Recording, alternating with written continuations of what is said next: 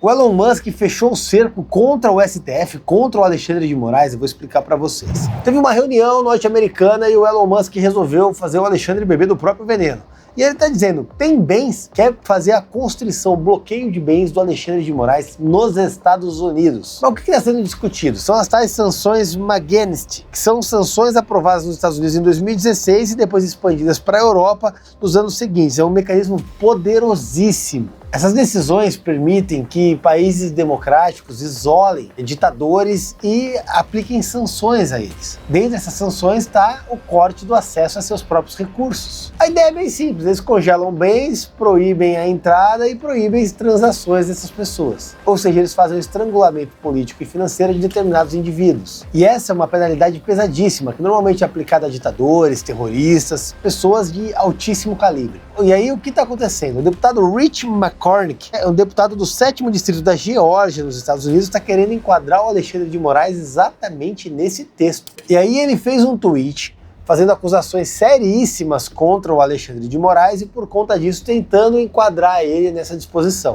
O que a gente vê no Brasil é um plano claro que deve barrar o Bolsonaro nas eleições de 2026, o que claramente favorece o Lula. E a situação está ficando pior porque, além de barrar o Bolsonaro, eles estão sabotando e barrando quem quer que tenha condições de vencer o Lula. Veja o que aconteceu com o Pablo Marçal recentemente. É algo muito similar ao que aconteceu na Venezuela, quando começaram a descartar os opositores para garantir a eleição do Maduro. A sensação que fica é que qualquer candidato que tenha chances de derrotar o petismo vai ser tirado do jogo. O indiciamento do Bolsonaro não é justiça, é perseguição política descarada. É igual o que aconteceu nos Estados Unidos contra o Donald Trump, mas ele conseguiu vencer. E o Trump tem empatia pelo Bolsonaro, porque vê o Bolsonaro sofrendo com o mesmo jogo sujo que ele experimentou lá nos Estados Unidos. Mas vamos lá, o que é essa lei? E como ela pode enquadrar o Alexandre de Moraes? Bom, ela foi aprovada em 2012 no governo Obama e foi expandida globalmente em 2016. Ou seja, pequeno gafanhoto, não fica nervosinho não, que ela não foi criada pelo Trump, tá? E ela permite que os Estados Unidos imponham sanções a indivíduos e entidades acusados de corrupção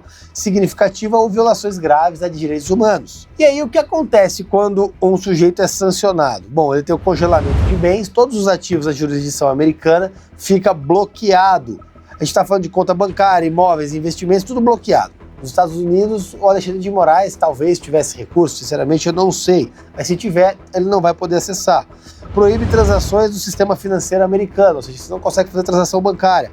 Proíbe a entrada da pessoa nos Estados Unidos, perde o visto, tem impacto global, ou seja, afeta as transações em dólar com bancos europeus e prevê punições secundárias. Até bancos chineses tiveram que cortar transações com a Rússia por conta dessas sanções. A conclusão, se isso acontecer, vai ser um verdadeiro pesadelo financeiro para o Alexandre de Moraes. E é claro, eles estão utilizando hoje o Brasil como exemplo, mas isso vai servir para qualquer outro país que violar diretrizes de liberdade que estão defendidas hoje pelo governo norte-americano. Aí o jornalista Mário Naufal tweetou sobre a situação do Alexandre de Moraes e que ele teria retirado o patrimônio dos Estados Unidos. Pois bem, o Elon Musk respondeu, tá aqui ó, de Moraes não possui propriedades na América, e aí o Paulo Figueiredo respondeu, ele não precisa, assim que ele for acionado a lista SND do OFAC, todas as instituições financeiras imediatamente fecham suas contas bancárias, incluindo o Brasil, para que não sejam suspeitas de transações secundárias. O presidente Trump pode fazer isso a qualquer momento, a seu critério por meio da lei Magnitsky. E aí o Elon Musk respondeu, interessante, que aparentemente todo esse movimento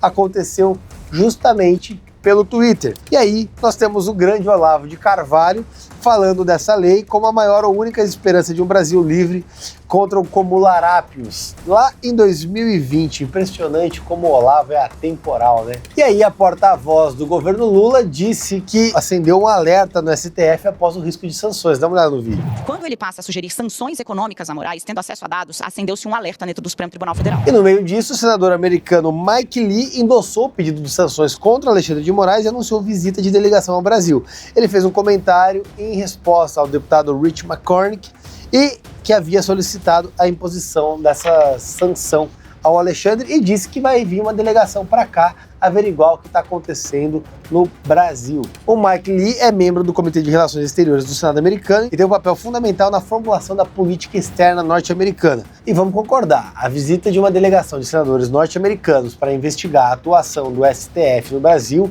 é um ato completamente novo e traz um alerta sobre tudo o que está acontecendo aqui no nosso país. Com toda certeza essa novela tá muito, mas muito longe do fim. A única coisa que eu posso garantir para vocês é que tá se acendendo uma luz no fim do túnel. Pois é, e eu gravei esse vídeo e surgiram temas de um dia para o outro, então eu tenho que atualizar vocês. O que aconteceu? O Comitê Judiciário da Câmara dos Estados Unidos intimou as Big Techs para que relatem os casos de censura contra empresas americanas praticados no Brasil. Foram intimadas a Alphabet, que é o Google, a Amazon, Apple, Meta, Microsoft, Rumble, TikTok e o X.